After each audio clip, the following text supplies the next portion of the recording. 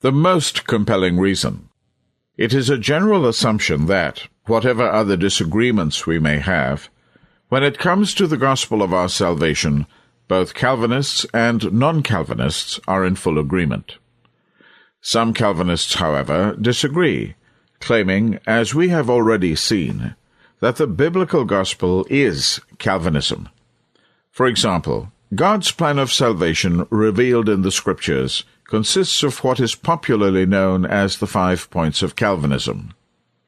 Lorraine Bertner declares, "The great advantage of the Reformed faith is that in the framework of the 5 points of Calvinism, it sets forth clearly what the Bible teaches concerning the way of salvation." Others insist that if you do not know the 5 points of Calvinism, you do not know the gospel, but some perversion of it. B.B. Warfield claimed, "Calvinism is evangelicalism in its purest and only stable expression." Such claims that the 5 points of Calvinism make up the gospel raise the concerns about Calvinism to a new level. If much special study is required to understand Calvinism, and if years of Bible study still leave one ignorant on this subject, and if Calvinism is the gospel of our salvation, then where does that leave the multitudes who think they are saved, but are ignorant of Calvinism? This question may seem divisive, but it cannot be ignored.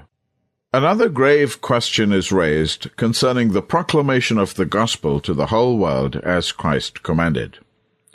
Calvinists insist that their doctrine does not diminish the zeal with which the gospel is to be preached. To support this assertion, they name some of the great preachers and missionaries who were staunch Calvinists, such as George Whitefield, Adoniram Judson, William Carey, and others.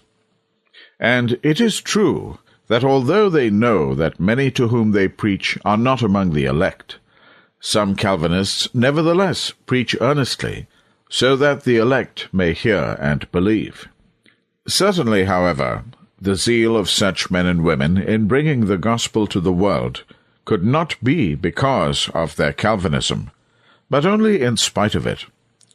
To believe that those who will be saved have been predestined to salvation by God's decree, that no others can be saved, and that the elect must be regenerated by God's sovereign act without the gospel, or any persuasion by any preacher, or by any faith in God on their part, could hardly provide motivation for earnestly preaching the gospel.